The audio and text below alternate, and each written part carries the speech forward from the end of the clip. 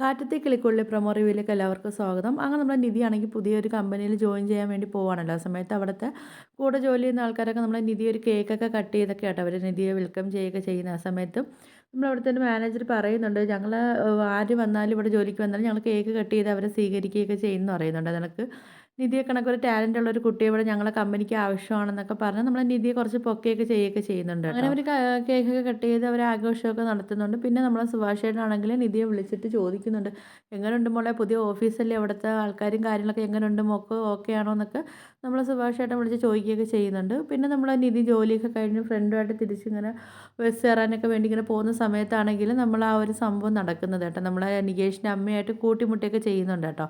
അങ്ങനെ നമ്മളെ നിധി ചോദിക്കുന്നുണ്ട്, നികേഷിൻ്റെ അമ്മയല്ലേ എന്നൊക്കെ ഇങ്ങനെ ചോദിക്കുന്നുണ്ട് അവരുടെ അടുത്ത്. അങ്ങനെ അവരാണെങ്കിൽ നമ്മളെ നിധിക്ക് മറുപടി ഒന്നും പറയാതെ തിരിച്ച് പോവുകയൊക്കെ ചെയ്യുന്നുണ്ട് കേട്ടോ. അങ്ങനെ നമ്മളെ നിധിയാണെങ്കിൽ പിന്നെ വന്നിട്ടാണെങ്കിൽ നമ്മളെ ഭാസ്കറിൻ്റെ അടുത്ത് ഇങ്ങനെ നികേഷിൻ്റെ അമ്മയെ കണ്ട കാര്യമൊക്കെ നമ്മൾ നിധി പറയുന്നതൊക്കെ നമ്മൾ പ്രൊമോ റിവ്യൂവിൽ നമ്മൾ കണ്ടിട്ടുണ്ടായിരുന്നല്ലോ. പിന്നെ ഇനിയിപ്പം താമസിക്കാതെ നിധി നമ്മൾ നികേഷിൻ്റെ അമ്മയൊക്കെ അവിടെ കൊണ്ടുവരുമായിരിക്കും.